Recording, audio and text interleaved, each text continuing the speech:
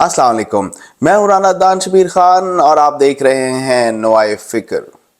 आज मुझे अपने बचपन की कुछ बातें याद आई। मैंने कहा मैं आपके साथ ज़रूर शेयर करूं क्योंकि वो आज की मौजूदा सूरत हाल से कुछ मुमासलत रखती हैं। जब हम छोटे थे, स्कूल गोइंग थे, तो मैं 4th से 8th ग्रेड तक सेंट पॉल हाई स्कूल में पढ़ा हूं। वहाँ पर बच्चों ने जब मुझे तंग करना होता था तो वो श्रीलंका के एक क्रिकेट प्लेयर राणा टुंगा का नाम लेकर मुझे तंग किया करते थे। मुझे आते जाते कहा करते थे, ओए राणा टुंगा, क्या हाल है तुम्हारा। तो मैं बहुत गुस्से में आकर उन्हें जवाब ऐसे देता था कि जो कहता है वो खुद ही होता है, क्योंकि हमने उस वक़्त मासूमियत में यही सीखा हुआ था। और मैं उनको ये कहता था, जो तुम दूसरे की तरफ उंगली पॉइंट करते हो तो 3 उंगलियां तुम्हारी अपनी तरफ पॉइंट कर रही होती हैं, वगैरह वगैरह। हम पाकिस्तान तहरीक इंसाफ की उन लोगों की मीडिया बैशिंग को बहुत दफ़ा डिस्कस कर चुके हैं जो उनसे नज़रियाती या सियासी इख्तलाफात रखते थे। खान साहब ने एक ट्रोल ब्रिगेड बनाया हुआ था और वो उन लोगों को अपनी पार्टी में बहुत नुमाया मकाम देते थे जो गालम गलोच और बाजारी ज़ुबान बोलने से बिल्कुल नहीं घबराते थे। इनमें गिल साहब, फवाद चौधरी और चौहान साहब ने बहुत नुमाया मुकाम हासिल किया। फिर इसी किस्म के सहाफ़ी भी उनके बहुत करीब आए, जिनमें इमरान रियाज और समी इब्राहिम के नाम टॉप पर हैं। इन सहाफ़ियों ने खूब पैसा भी बनाया और ख़ान के नाम इस्तेमाल करके बहुत शोहरत भी हासिल की।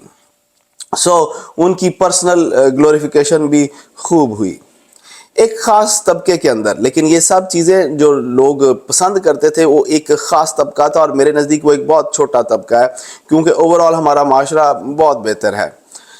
ये लोग जब किसी को टारगेट करते थे तो उनकी माँ, बहन, बेटी और बीवी को भी साथ ही लपेटते थे, जिनमें मौजूदा चीफ जस्टिस ऑफ पाकिस्तान काजी फायज़ ईसा और ख़ान की पार्टी को ऑर्गेनाइज़ करने वाले और ख़ान को वज़ीर आज़म की कुर्सी तक पहुँचाने वाले अलीम ख़ान और तरीन ख़ान इन विक्टिम्स की में सर फहरिस्त हैं।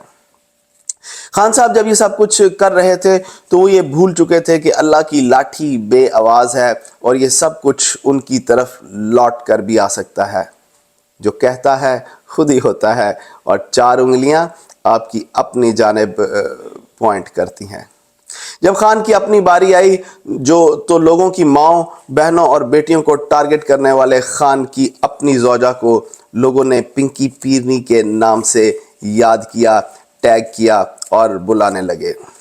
उनके जादू टूने भी टीवी के हर चैनल पर डिस्कस हुए और लोगों ने उनके इन जादू टूनों को भी खूब ग्लोरीफाई किया। इद्दत में नका लोग ये कहते हैं कि इसलिए किया गया कि ये एक शैतानी अमल था जो ख़ान को वज़ीर आज़म बनने के लिए बहुत ज़रूरी था, और फिर उन्होंने जाकर पाकपतन शरीफ में उनसे सजदा भी करवाया कब्र को। बहरहाल ये जो इद्दत में निकाह का केस पूरी दुनिया में डिस्कस हुआ, मोहतरमा का वो जो खावन था, एक्स हस्बैंड था, उसने फर्स्ट लेडी की पोजीशन से पहले तो खूब 3.5 साल फ़ायदा उठाया और उसके बाद उसने मरे हुए हाथी को भी कैश करने की कोशिश की। अब खान की जो बहनें हैं जो फॉर्मर फर्स्ट लेडी को एक आंख नहीं भाती, उनकी और बेगम साहिबा की लड़ाइयों की अजब प्रेम की गज़ब कहानी आजकल ज़बान ज़द आम है। आपको याद होगा कि खान साहब जब वज़ीर आज़म बने तो उनकी हल्फ बर्दारी की तकरीब में भी उनकी बहनें मौजूद नहीं थीं। ज़ौजा कैदी नंबर 804 की और खोसा साहब की एक ऑडियो लीक भी बहुत मशहूर हुई थी चंद माह पहले।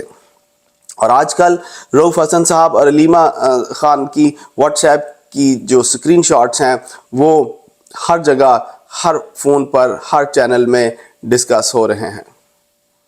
ख़वातीन व हज़रात, हर ख़ानदान में बहू और नंदों का झगड़ा होता है, ये कोई नई बात नहीं है। ख़ास तौर पर जो ताकतवर ख़ानदान होते हैं उनमें जायदाद और चौधराहट को लेकर मसाइल ज़रूर होते हैं, मगर उनको पब्लिक नहीं होना चाहिए, उनको हर बड़े चैनल पर डिस्कस नहीं होना चाहिए। मगर ये सब कुछ आज हो रहा है जो कि नहीं होना चाहिए। क्या ये कारमा है? क्या ये वही देग है जो ख़ान ने दूसरों के लिए पकाई थी? लेकिन मैं ये समझता हूँ कि सब कुछ اس وقت بھی غلط تھا جب خان دوسروں کے خلاف کر رہا تھا، اور یہ آج بھی غلط ہے جب آج یہ اس کے ساتھ ہو رہا ہے۔ ہمیں سیاسی اور مذہبی اختلافات کو ایک سائیڈ پر رکھ کر اس کو کنڈیم کرنا چاہیے، ان رویوں کو ہمیں انہیں روکنا چاہیے، اور اس مائنڈ سیٹ کو ہمیں وہ سنب کرنا چاہیے۔ میں آپ سے اجازت لوں گا۔ اللہ آپ سب کو آسانیاں نصیب فرمائے اور آسانیاں تقسیم کرنا نصیب فرمائے۔ السلام علیکم۔